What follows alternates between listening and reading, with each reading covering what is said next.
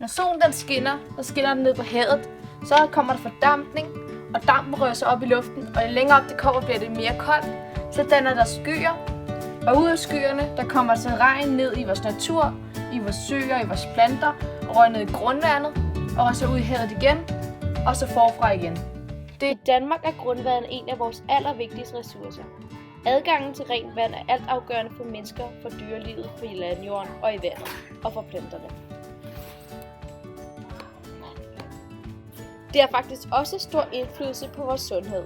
Vi har nemlig alle brug for vand, fordi vi drikker det, vi bader i det, og vi bruger det til rengøring og mange andre ting i vores dagligdag. Grundvand er vand, som under jordoverfladen udfylder alle porer og sprækker. Grundvand dannes af nettonedbøren, det vil sige forskellen mellem nedbør og fordampning.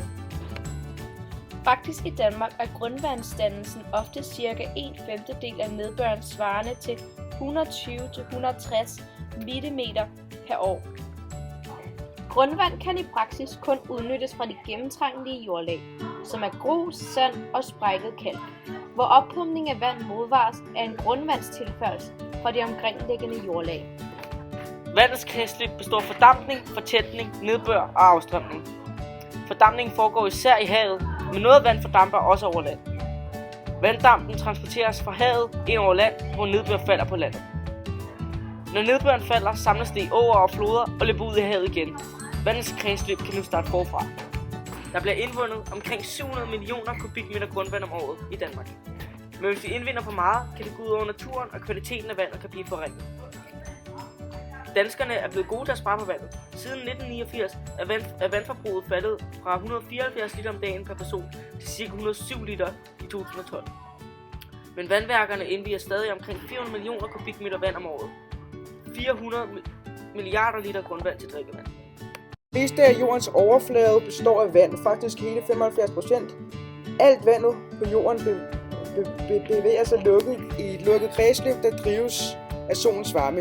Når solen skinner, varmes vandet op, og det begynder at fordampe. Det er starten på vandets kredsløb. Her er vejret, hvor det kommer så til at regne ned i jorden til grundvand, og så vil grundvand ned til vandværket. Og fra vandværket rører det så hele vejen ud til hjemmet, til alle beboerne, hvor det bliver brugt til toiletskyl, bad, drikke, og alt spildevandet det går så op til rensningsanlægget, hvor det bliver renset og gjort frisk og klart igen. Og det går så op til havet, og rører ud i havet. Og når solen skinner ned på havet, fordamper det, går op i vejret igen, regner, grundvand, vandværk og går hele vejen i ring, hele vejen.